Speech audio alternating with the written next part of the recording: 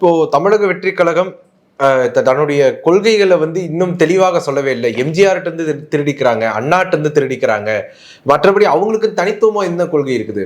எங்களுடைய கொள்கை என்னன்னு என்பதை நாங்கள் கொள்கை விளக்க மாநாட்டிலேயே நாங்கள் தெளிவாக சொல்லிட்டோம். சரிங்களா? அதுக்கான மாநாடும் நடந்துருச்சு. சிறப்பு கூட்டங்களும் கொள்கையை நாங்கள் விளக்கி நாங்கள் சொல்லிக்கிட்டு இருக்கிறோம்.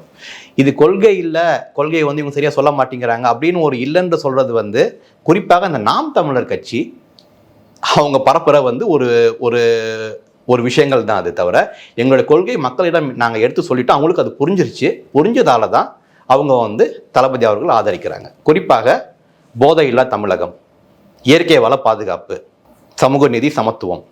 இப்போது நீங்கள் பார்த்தீங்கன்னா, இப்போ நாங்கள் கட்சி சார்பாக நடந்த சமத்துவ கிறிஸ்மஸ் பெருவிழாவில் நீங்கள் அதை நோட்டீஸ் பண்ணியிருப்பீங்க. எல்லா கட்சியும் வருஷம் கிறிஸ்மஸ் ஃபங்க்ஷன் நடத்துறது ஒரு நிகழ்வு தான். ஆனால் அந்த நடத்த போகிற அந்த ஃபங்க்ஷனில் பார்த்தீங்கன்னா,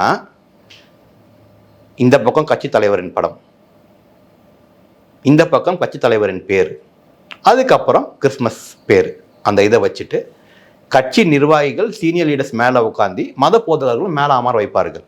எல்லா கட்சியும் அதான் பண்ணுவாங்க. ஆனால் நீங்கள் எங்களோட இதில் சமத்துவ கிறிஸ்மஸ் பெருவிழாவில் பார்த்தீங்கன்னா கட்சியோட பேர் இல்லை, தலைவரோட படம் இல்லை, சீனியர் லீடர்ஸ் எல்லாமே ஃபர்ஸ்ட் ரோவில் தான் உட்காந்தாங்க. மேலே உட்கார்ந்தது தளபதியும் மத போதகர்களும் மற்ற மதத்தை சார்ந்த முக்கியஸ்தர்களும் தான். இதுதான் உண்மையான சமத்துவம். இதுதான் எங்களுடைய கொள்கை.